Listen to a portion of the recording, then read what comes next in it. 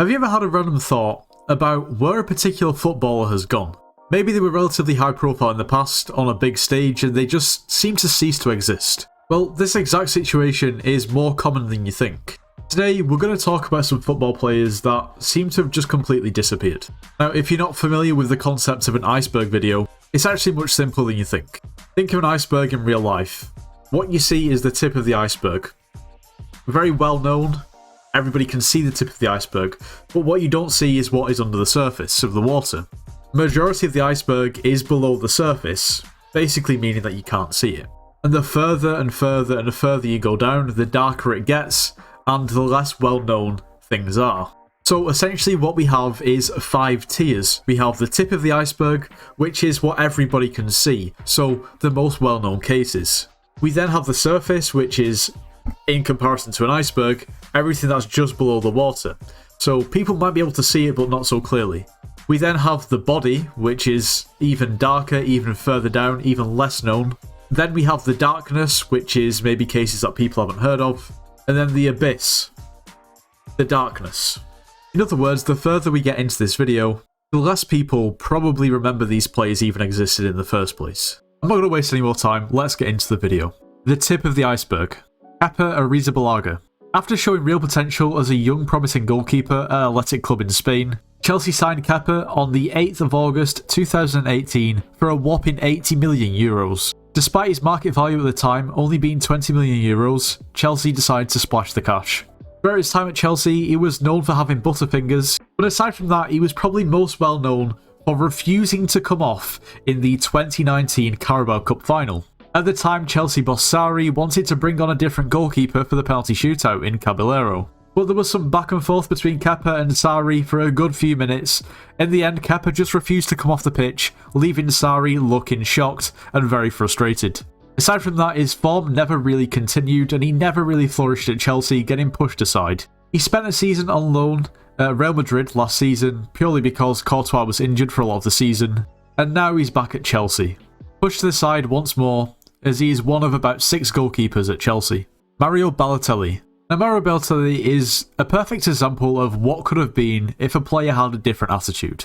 All the ability in the world, played for all of the best teams, including Manchester City, Liverpool, AC Milan, Inter Milan, Marseille. No matter where he went, he couldn't settle and he always seemed to cause problems. Whether it was setting off fireworks in his own house, or that famous backheel that he attempted when he was at Man City on the US tour, Mario Balotelli showed glimpses throughout his career but never really lived up to what he could.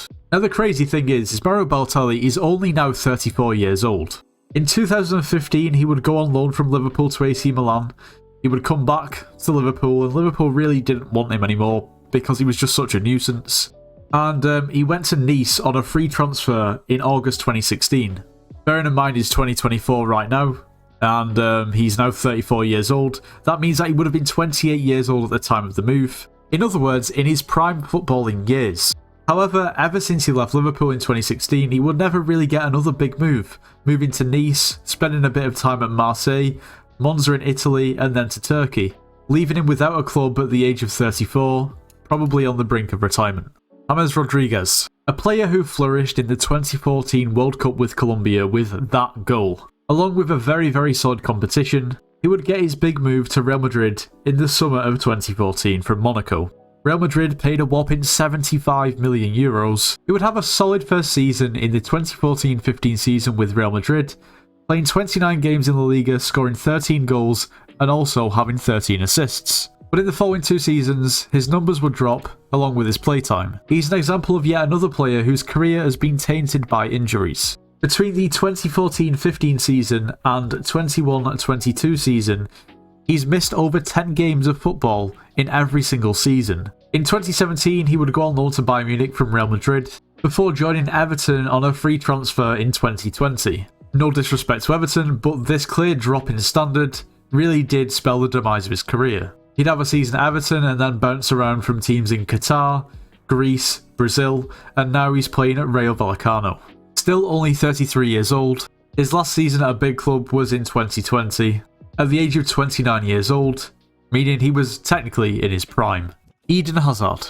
Now he has now retired, but it's still a very interesting case, it'd be a good idea to talk about it. Hazard came through the Lille Youth Academy. After showing great promise in 2012, Chelsea signed him for a €35 million fee. He would ease himself into the Premier League season upon season, getting better and better.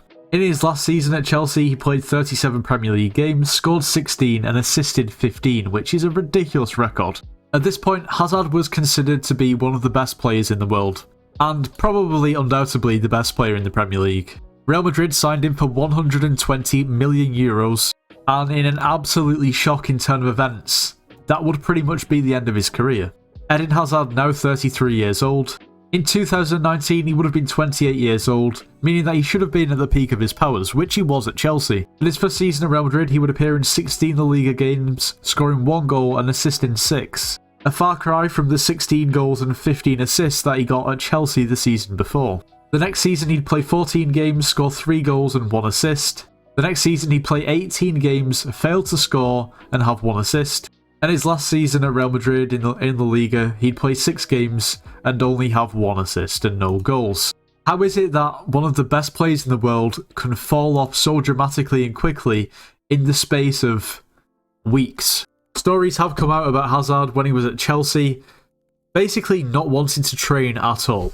Not being focused on matches, but because of his raw ability, you could simply give him the ball, he'd go past everybody and score. Well, the same sort of attitude continued at Real Madrid, and he just simply didn't get played because they had loads of other players who they could play in front of him, whereas at the time Chelsea didn't have the luxury, resulting in him having less and less game time. A lot of the time he also appeared unfit and visibly overweight for a footballer.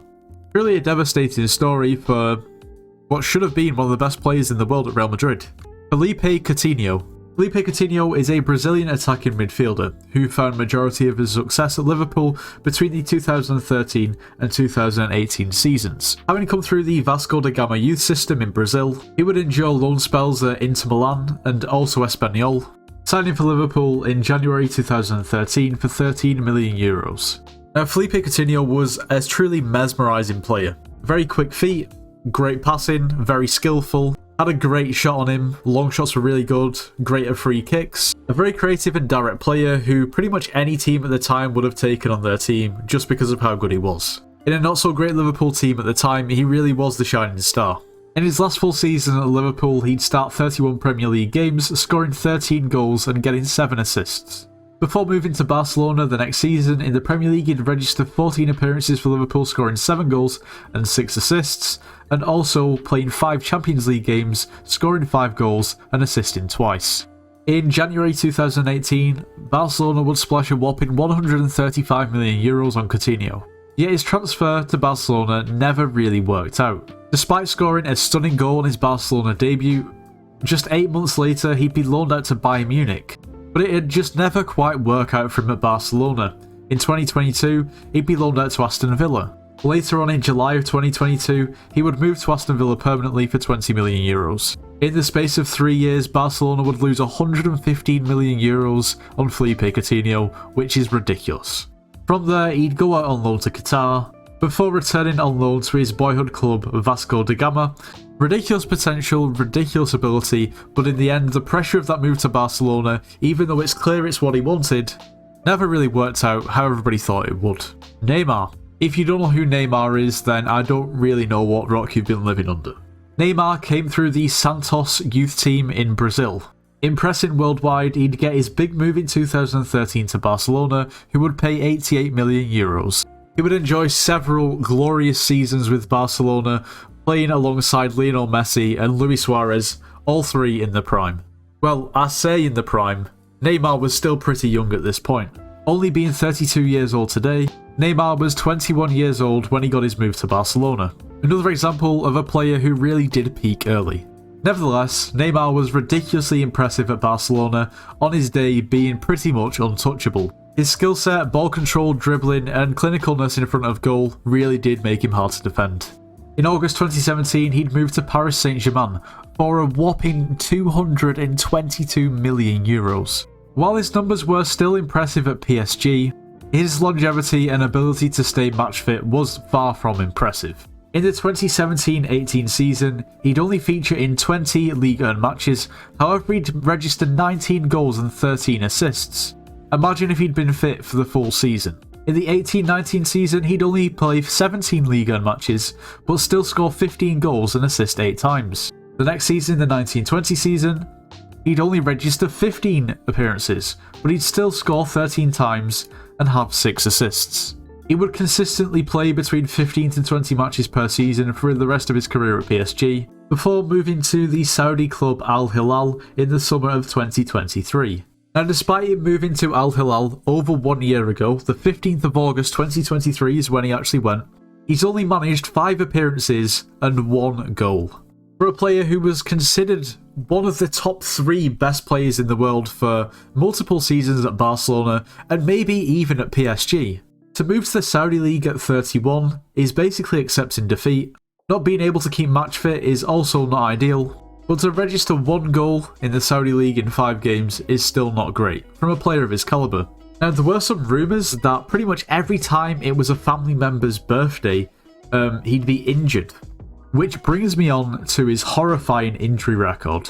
In the 2017-18 season, he'd missed 24 games to injury. In the 18-19 season, he'd missed 36 games to injury. In the 19-20 season, he'd missed 16 games. The 2021 season, 22. You get where this is going, it only gets worse. The ironic thing is when he actually initially signed for Al Hilal, he was already injured with muscular problems, tearing his cruciate ligament in October 2023, only just recovering in July of this year. I think it's safe to say that he truly has disappeared and pretty much fallen off after that injury. Before we continue further into this video, you should subscribe to the channel. If you watch this far, you'll be interested at the very least. Also, leave a like, it boosts the video in the algorithm. Okay, now moving on to the surface. Aaron Ramsey. Aaron Ramsey was a ridiculously promising central midfielder coming through the Cardiff youth system. After impressing, he would get his move to Arsenal in November 2010. He'd spend stints on loan at Nottingham Forest and then back at Cardiff, before cementing himself as a regular in the Arsenal team. He'd enjoy 8 solid seasons at Arsenal, before going on a free transfer to Juventus. Aaron Ramsey, now 33 years old, failed to really live up to expectations at Juventus. Despite being in his prime, whether it was the foreign league or his pretty persistently bad injury record, which by the way was also prominent at Arsenal, all caught up to him. It truly would have been interesting to see how good Aaron Ramsey could have been if he was free of injuries for most of his career. He's now back at his boyhood club of Cardiff in the Championship, where the injuries are still following him. Edouard Mendy. Now, the story of Edouard Mendy truly is an interesting one. He would enjoy most of his success at Chelsea, cementing himself as a really good goalkeeper for a good few seasons. In 2014, Mendy would find himself without a club, just finishing his contract at Cherbourg in France. Without a club for a whole season, he found himself in the Marseille B team. He would get his move to Stade Reims on a free transfer in 2016, earning a bigger move to Stade Rennais for €7.6 million in 2019. He played there for a season until he'd get his move to Chelsea. They paid €24 million in September 2020. And what's very interesting is Edouard Mendy was made out to be this upcoming goalkeeper, despite being aged 28 when he actually moved to Chelsea. There's always late bloomers, just like Jamie Vardy, he didn't become professional until an older age too. This couldn't have come at a better time for Chelsea because at the time they had Kepa, and he wasn't very reliable. Mendy did have a slightly shaky start, but he kind of grew into the role, and maybe it was the pressure of that massive move that he finally got. He was solid for Chelsea for a good few years, then he got his move to Al Ahly in Saudi Arabia in July of 2023 for €18.5 million. Since then, as with most players who move to Saudi, he's gone a little bit quiet. He made 35 appearances last season, getting 15 clean sheets. Whether it's the fact that he was making the headlines at Chelsea for basically being the saviour and the answer to the Kepa problems, and also the fact that majority of the time, goalkeepers don't get massive headlines for simply doing the job and saving shots. Couple that with realistically not many people watching the Saudi Pro League, seems like he's gone a little bit quiet, kind of disappeared. I would say he's getting older, but 32 for a goalkeeper is not even really that old. Paul Pogba. Probably one of the most technically gifted footballers of his generation, Pogba actually came through the Manchester United Youth Academy, through the reserves, through the under-18s, under-21s, and then he actually went on a free transfer to Juventus in August 2012. It was clear that he was identified as not being good enough to play for Man United, therefore being let go.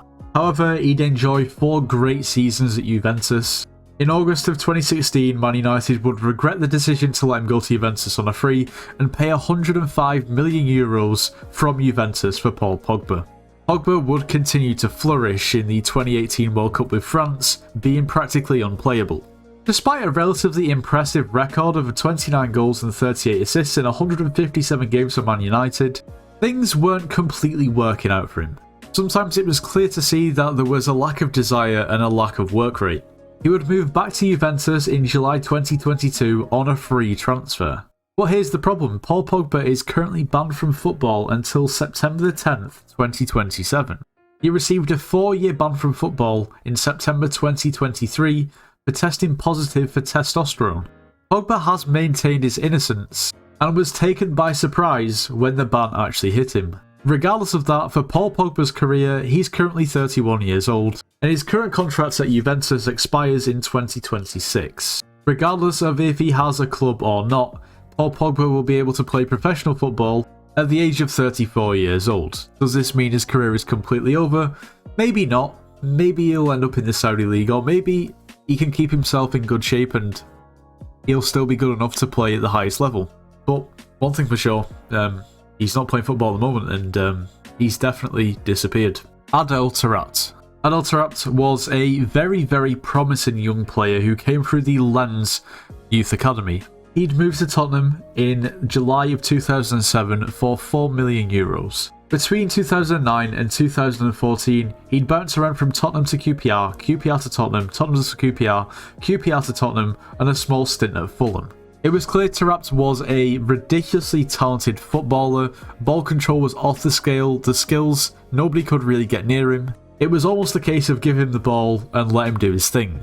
However, maybe in a similar fashion to Mario Balotelli, it was perhaps what was happening off the field which was his biggest problem. It was clear he had unlimited ability and capability and potential, but as outlined with an interview from Harry Redknapp when he was the manager of QPR, he explained that he was a handful, didn't really show up to training, and they just kind of had to let him do his thing because of how good he was on the pitch. He never really fully settled, spending time at AC Milan, Benfica, Genoa, and then maybe finally settling at Benfica. Between 2019 and 2022, he did seem to be relatively regular for Benfica, since moving to Al Nassr SE in the UAE. Now 38 years old, it's clear to say that his time as a professional footballer is almost up. However, the days of Taarabt terrorising the Premier League at QPR and Tottenham will never be forgotten. Oscar. Oscar was an incredibly talented attacking midfielder, coming through the Sao Paulo Youth Academy. In 2010, Sao Paulo would cash in and sign him to Internacional for €6 million. In 2012, he would catch the eye of Chelsea. They decided to sign him for €32 million. From there, he'd enjoy 4.5 ridiculously good seasons at Chelsea. At the time, he was definitely one of the best players in the Premier League. Untouchable, great ball control, dribbling, skillful, had a great shot on him, could pass, he had pretty much everything. However, at the young age of 25, he decided to take a big money move to Chinese club Shanghai Port. Now, interestingly enough, in the same season, they'd also sign Hulk for €56 million. They were clearly pouring a lot of money into Chinese football, trying to make the league flourish at any costs. Almost similar to what we see with the Saudis doing at the moment. However, I want you to let me know in the comments if you've ever watched a game from the Chinese league, because I know for 100% certainty I haven't. And Oscar must have known that when taking the transfer, when taking the deal. It must have been a deal so good in terms of money that he couldn't have refused it. However, I can't imagine he was being badly compensated at Chelsea, which means the money must have been really good. For a lot of players, the money just simply isn't enough, but for Oscar, it definitely was. He's been at Shanghai Port ever since. When looking at his stats, he is a regular. He plays, as you would imagine, pretty much every game. His stats are great, registering a lot of goals and assists, but he's playing in the Chinese Super League. Nobody really watches that league, and the quality of football, understandably, isn't going to be very good. Now, I would say it's a ridiculously confusing situation, but for me, it's simple. Maybe he would just never had money when he was younger. Maybe he just wants his family to be financially stable forever, for generations to come. It makes perfect sense why he would do that. However, a lot of players and a lot of people will definitely frown upon it, considering he could have been one of the best players in the world. Now moving on to the body. Daniel Sturridge. Daniel Sturridge was a ridiculously prolific left-footed English striker. He came through the Manchester City Youth Academy. Chelsea signed him in July 2009 for €7.25 million. After a couple seasons at Chelsea, at the age of 21, Chelsea still didn't think he was quite ready, so they loaned him out to Bolton. Back when Bolton were in the Premier League in the 10-11 season, he would play 12 games and score 8 goals, which is a really, really good return. In the 2011-12 season, he'd score 11 goals and 3 assists in 30 games, catching the eye of Liverpool, who would sign him for €15 million in January 2013. In his first half season at Liverpool, he'd play 14 games in the Premier League, scoring 10 goals and 3 assists, which of course was a really good record. The following season he'd play 29 games in the Premier League, scored 22 goals and assist 7 times, playing up front with Raheem Sterling back in the day and of course Luis Suarez.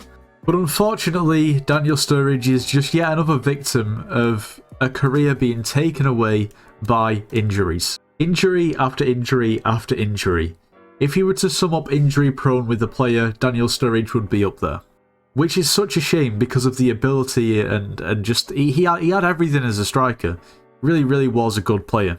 Just as he's had a great season, in the 12-13 season he'd missed 20 games with injury, in the 13-14 season he'd missed 19 games, in the 14-15 season he'd missed 52 games. In August 2019, he'd moved to Trabzonspor on a free transfer. In 2020, he'd receive a ban following a breach of the FA's gambling regulations. At the age of 30 and still being injury prone, he'd have a brief stint at Perth Glory in Australia before being without a club and ultimately retiring in January 2024. As with quite a lot of players on this list, injuries completely robbed him of more of a career. Alexis Sanchez. Alexis Sanchez is a Chilean right winger who would come through the Cobreloa Academy. He would sign for Udinese for €3 million in July 2006. After a few loan stints at River Plate and Colo-Colo, Barcelona would sign Sanchez for €26 million in July of 2011. Sanchez would flourish at Barcelona.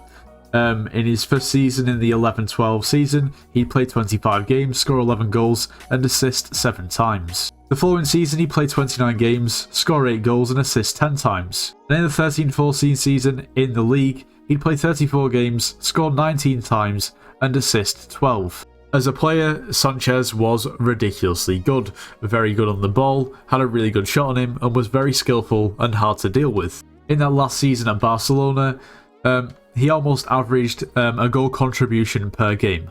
This caught the eye of Arsenal, who would pay €42.5 million in July of 2014.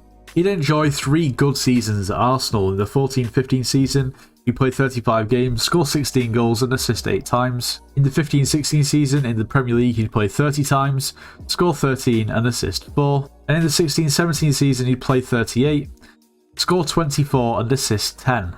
Premier League rivals Manchester United decided to sign him in January 2018 for €34 million. Much like Eden Hazard from earlier, where he would be very, very good, ridiculously good, insane, untouchable at Chelsea. As soon as he moved to Real Madrid, it all fell apart. Well, this seems to be a very similar situation, where he'd be really good at Barcelona, really good at Arsenal, but as soon as he moved to Man United, everything fell apart. He didn't seem to be happy, he wasn't playing well. Manchester United would loan him out to Inter Milan, later joining Inter Milan on a free transfer. 2 years later, in 2022, he joined Marseille on a free transfer, before joining Inter Milan again on a free transfer just a year later. As of the 10th of August 2024, he's moved to Udinese on a free transfer, a team where he started his career. Now, I kind of forgot about Alexis Sanchez probably when he moved to Inter Milan in 2020. At the age of 31 years old, he was definitely still capable, and it seems that Man United transfer really did kill his career off, which is very strange. Last season, I was watching a Champions League match, Inter Milan were playing, and Alexis Sanchez came on as a sub. And my instant reaction was, is he still playing? I thought he'd just retired. It's crazy how this can just sometimes happen in football. Moving back to Udinese probably does signify probably the end of his career, considering that's where he basically started it. Samuel Umtiti. What on earth happened to Umtiti? That is a question I'm sure many people have probably wondered. He started his career off at Lyon, where he'd come through the youth system. He'd cement his place in the Lyon first team, catching the eye of Barcelona in 2018. They'd sign him for €25 million. Umtiti seemed to be one of the most promising young centre-backs in world football.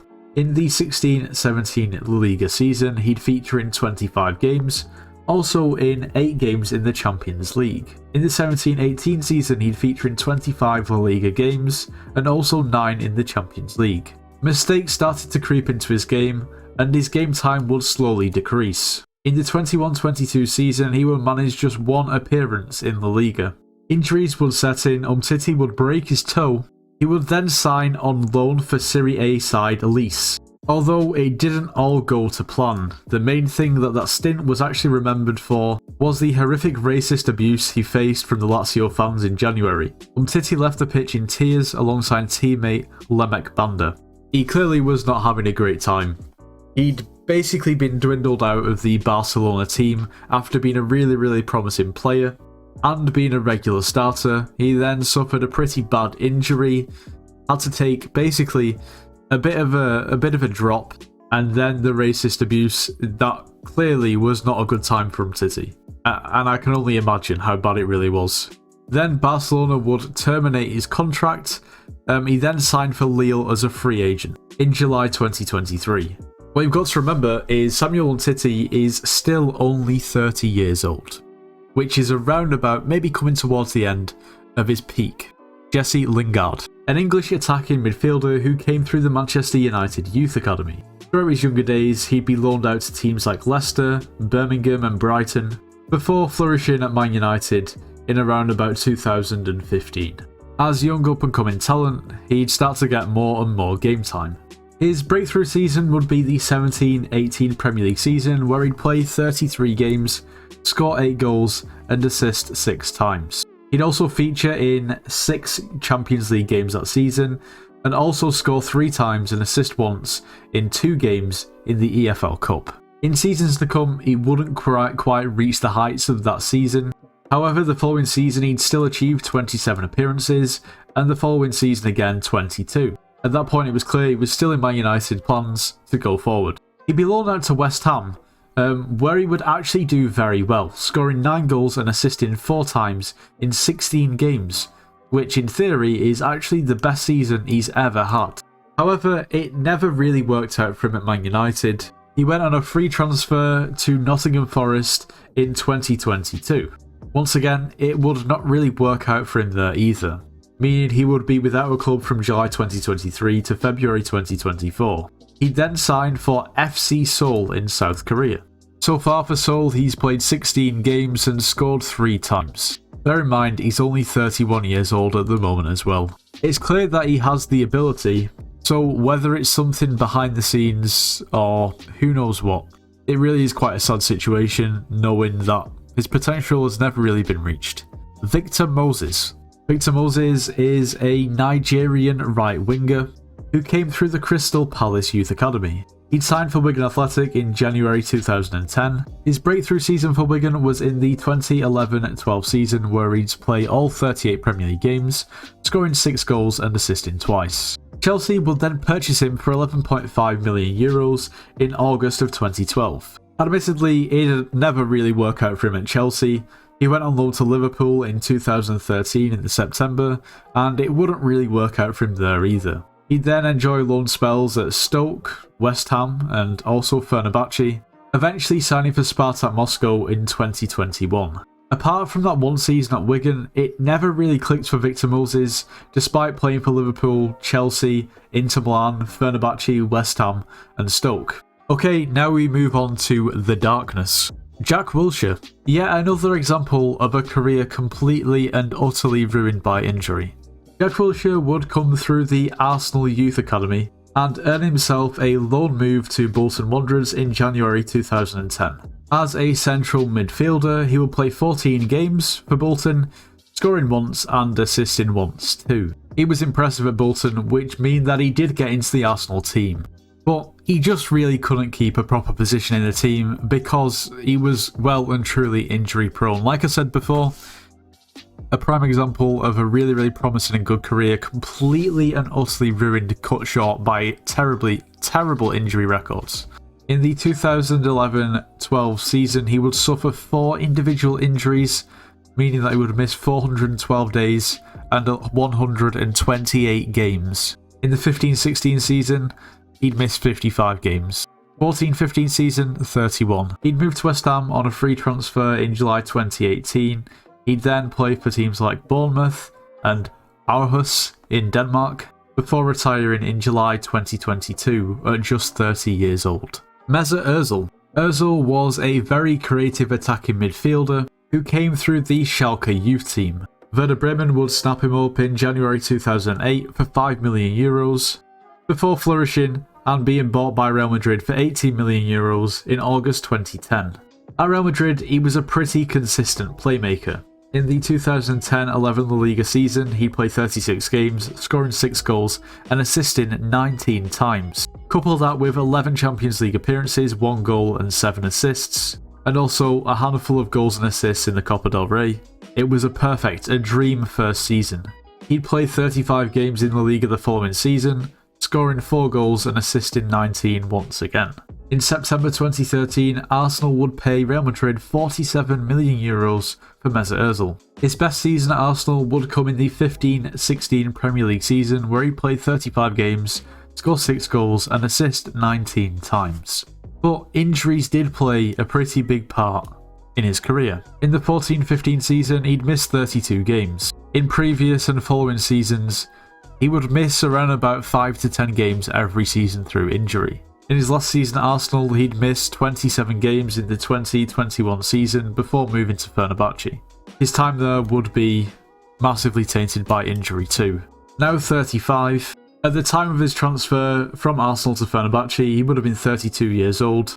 From there, he'd moved to another Turkish team called Başakşehir, and then he would retire in March of 2023. With Ozil's playstyle, he could have definitely played well into his mid-30s if he wasn't injury prone. He enjoyed maybe 2 or 3 proper full seasons throughout his career, but imagine what could have been if he was free from injuries for all of his career. Aaron Ramsdale. Aaron Ramsdale is an English goalkeeper who came through the Sheffield United Academy. In January 2017, Bournemouth would pay €940,000 for Aaron Ramsdale. In January 2018, Bournemouth would loan him out to Chesterfield, and the next season in 2019 they would loan him out to Wimbledon. He would enjoy a solid season in the 2019-20 season for Bournemouth, where he would play 37 games and keep 5 clean sheets in a struggling Bournemouth team. In August 2020, Sheffield United would pay €20.5 million for Aaron Ramsdale from Bournemouth, where he would feature in all 38 Premier League games and once again keep 5 clean sheets in an incredibly struggling Sheffield United team. In August 2021, Arsenal would pick him up for €28 million to become their first keeper. In the 21-22 season, he played 34 games, keeping 12 clean sheets. In the 22-23 season, he'd played 38 Premier League games for Arsenal, keeping 14 clean sheets. However, in the 23-24 Premier League season, he'd only managed 6 Premier League appearances for Arsenal, keeping 2 clean sheets. And since then, he seems to have been pretty much sidelined. Mikel Arteta definitely prefers Raya to Aaron Ramsdale, and for me, Aaron Ramsdale is too good of a goalkeeper to be sat on the bench. The idea is that Arsenal want a really good ball-playing goalkeeper, and maybe Ramsdale's distribution isn't as good as other options. But realistically, since the start of last season, he's kind of disappeared and kind of fallen off. Not really through any real fault of his own. He's only 26, he's got time to recover. Goalkeepers have a very long career. If I was him, I would just move elsewhere and go next. Ansu Fati. When Lionel Messi left Barcelona for PSG, Ansu Fati was given the number 10 shirt. Mere years later, he would be loaned out to Brighton. So what went wrong? Ansu Fati would come through the Barcelona youth team. In the 1920 La Liga season, he'd play 24 games, score 7 goals and assist once. In the 2021 and the 21-22, he would only manage a combined 17 appearances, scoring 8 goals and 2 assists. In the 22-23 season, he'd play 36 La Liga games, scoring 7 goals and 4 assists. In my opinion, he was good in his breakout season because of the people he was playing with. Messi was still there, everything was good. Messi went, he was given the number 10 shirt, all the pressure was on him. It was like, that is like our final throw of the dice. Fati, you are the new Messi, and do what you do. And I personally just think it's too much pressure to put on a football player who was 17 or 18 years old. Fati was loaned to Brighton for the last Premier League season. He'd played 19 Premier League games and scored twice. He'd actually make 6 appearances in the Europa League as well, scoring twice and assisting once. It seems like a humongous fall from grace, but he's still a ridiculously talented player and he's only 21. Dele Alli, an English creative attacking midfielder who came through the MK Dons youth team. Tottenham would see the potential and sign him for €6.6 million in February 2015. Ali would be one of England's most promising young talents, reaching a market value of €100 million in May of 2018. In the 15-16 Premier League season, he'd play 33 games, scoring 10 goals and assisting 8 times. In the 16-17 Premier League season, he'd play 37 games, scoring 18 times and assisting 8. A ridiculous return for a player who was not even a striker. In the 17-18 Premier League season, he played 36 Premier League games, scoring 9 goals and assisting 10 times. Still a great return.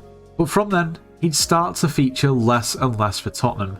In his last season with the club, only managing 10 starts in the Premier League, scoring 1 goal. He'd moved to Everton on a free transfer in January 2022. He then moved to Besiktas on loan in August 2022, before his contract ended with Everton in July of 2024, and now he's without a club. Bear in mind, he's only 28 years old. This guy has had 37 caps for England. What on earth happened? And why has he completely disappeared from football? He's been without a club now for nearly 2 months. In July of 2023, Dele Alli would talk. He'd talk about his problems, his mental health, and his really difficult upbringing. It's clear that and his mental health was suffering and had a massive impact on basically his footballing career. What now? Well, I don't really know. He doesn't have a team. Okay, now on to the abyss. Nicolas Pepe. On the 1st of August 2019, Arsenal signed Nicolas Pepe for €80 million from Lille.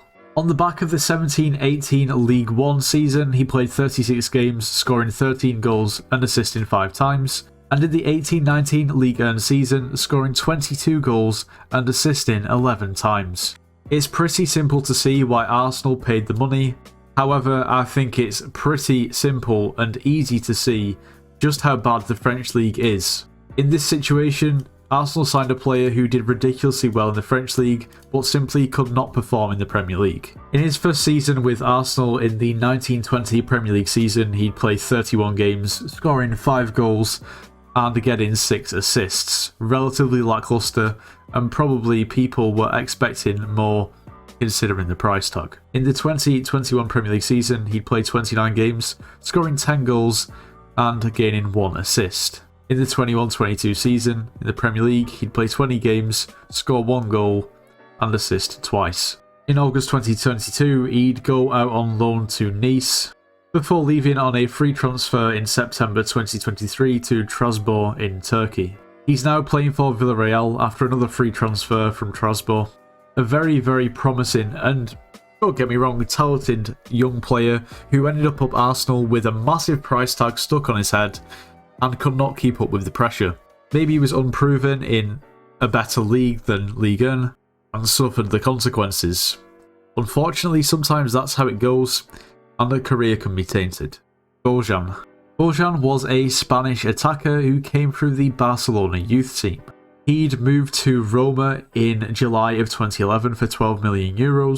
Roma would loan him to AC Milan, and then Barcelona would actually buy him back for €13 million in July of 2013. Bojan was a ridiculously promising player, of course, like I said, who came through the Barcelona youth team. Everyone was labelling him to be the next Lionel Messi. A very similar style of play, very good ball control, very good dribbling, a relatively small player, low centre of gravity, and so on. No matter where he went, he'd never really find solid success. In his breakthrough season in the 2007-08 La Liga season, he played 31 games for Barcelona, scoring 10 times and assisting 3. He'd have 2 good consecutive seasons in the 09-10 La Liga season and the 10-11 La Liga season, playing 23 games in the 09-10, scoring 8 goals and assisting 3 times, and in the 10-11 season he'd played 27 games, scoring 6 times and assisting twice. But it's clear he just wasn't really living up to potential.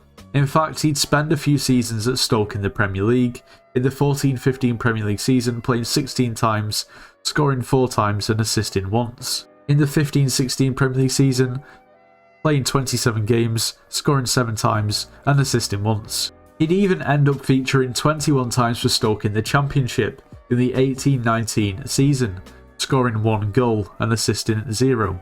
He'd then even moved to the MLS with Montreal, before moving to Japan.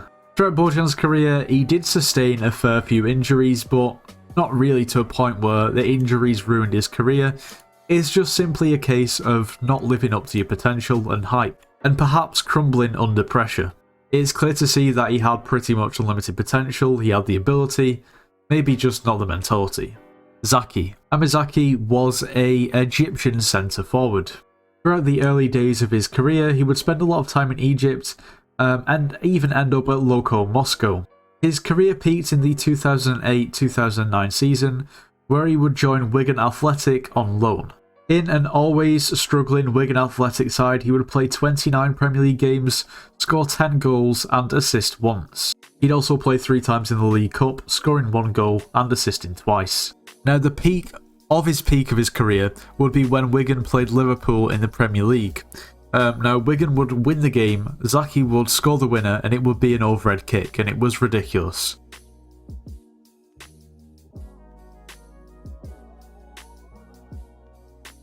Following that loan spell, he'd also go on loan to Hull City for a few months. From then, he'd spend some time in Turkey, also in Lebanon, and then back in Egypt, where he would retire in August 2015. This guy literally lived a life for a season. He went to Wigan on a whim, played a season, scored 10 goals in the Premier League in a ridiculously struggling Wigan side, scored the goal of a lifetime at Anfield, an overhead kick, and then basically just faded back into the abyss. Michu. Michu was a Spanish centre-forward who came through the Celta Vigo academy and youth setup. He'd moved to Rayo Vallecano in July 2011 on a free transfer, before getting a move to the Premier League to Swansea City in July of 2012 for €2.5 million. It seems like Swansea unexpectedly hit the jackpot. In the 12-13 Premier League season, Michu would feature in 35 Premier League games, scoring 18 goals and assisting 3 times. He'd also make 6 appearances in the League Cup, scoring 3 goals and assisting twice. That season, Swansea City would actually win the League Cup. In the following season, in the 13-14 Premier League season, he'd feature in 17 Premier League games, only managing to score twice and only assisting twice. Now, because they won the League Cup, they were also in the Europa League, meaning he played 3 times in the Europa League, scored twice and assisted once. The phrase "one season wonder" comes to mind, and this was just that. In July of 2014, Swansea would loan Michu out to Napoli, where he would feature in 6 games in total, scoring 0 goals and assisting once. In November 2015, Swansea would let Michu go on a free transfer to UP Langreo in Spain, before ending his career in Real Oviedo in July 2017. Is there anything that can explain this one-season glorious streak? Well, potentially it could be injuries. In the 13-14 season, Michu would miss a total of 17 games through injury, with knee problems and also an ankle sprain. He'd missed 46 games at Napoli due to inflammation of the leg skin. He practically had one insane season at Swansea in the Premier League. Didn't have a great next season, got a loan move to Napoli, which is pretty good, got injured, and then that was it. Whether it was injuries or not, nothing can take away from that ridiculous season. Federico Mecheda, an Italian striker who initially came through the Lazio youth system, transferring to the Man United under-18s in September 2007, progressing through their youth system. From there, he'd remain a Man United player for years upon years, being loaned out to Cardiff, Birmingham, Doncaster, Stuttgart, QPR, Sampdoria. Man United could see potential, saw what he could do, but he just couldn't replicate it. His breakthrough came in a Premier League game for Manchester United when they played against Aston Villa. He scored a ridiculously good goal from outside the box, curling it into the far corner, basically handing Man United the Premier League title. That was his moment of magic. Man United saw potential and didn't want to let go until he replicated it. But unfortunately, he wouldn't find form. He wouldn't really find form until the 13-14 championship season. He was on loan at Birmingham. He played 18 games that season, scoring 10 goals and assisting once. Eventually, he found form at Panathinaikos, where he would become a regular and had a few relatively good seasons where he scored over 10 goals. Man United finally let go of him in July 2014. He went on a free transfer to Cardiff. He would then spend time at Nottingham Forest, Novara in Italy. He'd also spend time in Greece, Turkey, and also Cyprus. As of July 2024, he's without a club at the age of 33. I personally don't remember any of this guy other than that one goal that he scored against Aston Villa. And it's kind of hard to explain how that can even happen. How is it that someone can show so much potential, yet never, ever, ever in the career get near to what you've seen? Was it a fluke, or was it something else? Kwang-Song. A few months ago, I made a video about the history of football in North Korea. And while there isn't much history available on the internet, this guy is basically what majority of the video was based upon. You see, Kwang-Song is a North Korean footballer. Believe it or not, throughout his career, of course he's played in North Korea, in the domestic league, but he's also spent time at Calgary, Juventus, and also Qatar. Throughout his youth career, he spent quite a lot of time at Chobyong SC in North Korea. He also spent a lot of time at Technofoot in Spain. I don't know if this is actually a club or whether this is just like some sort of academy, because here he spent some time at ISM Academy in Italy too. He was picked up by Calgary on March 2017 for €450,000. He was loaned to Perugia on September the 2nd, 2019 from Calgary. He was loaned to Juventus. The loan ended and Juventus decided that they wanted to buy him. So on January the 1st, 2020, Juventus paid €3.5 million. And on January the 8th, 2020, just 7 days later, Juventus sold him for €7 million to Al Dulhal in Qatar. He made a lot of headlines, yet he didn't actually play a game for Juventus. Now, before he signed for Juventus, there was the likes of Liverpool and Man City actually interested in signing him. But both of them basically turned it down because they thought it was going to be too difficult with him being North Korean and all of the politics.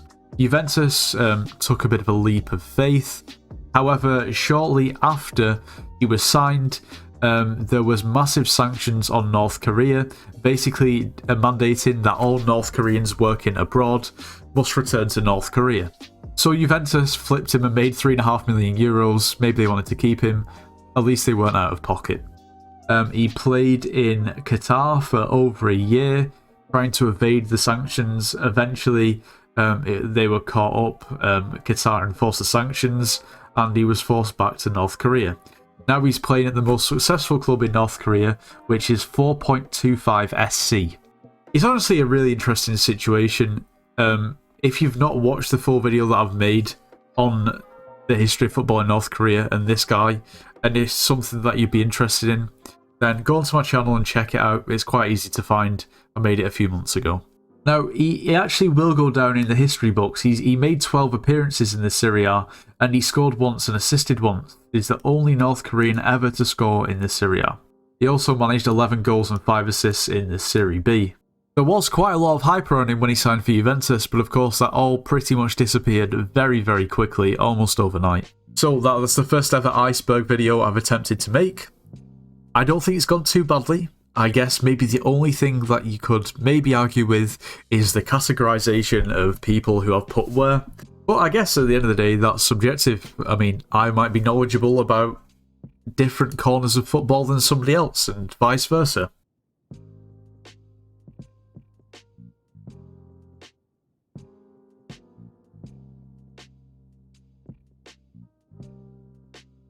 Anyway, this video has taken an incredibly long time to make, so if you enjoyed the video, make sure to leave a like, subscribe if you haven't already, and I'll see you in the next one.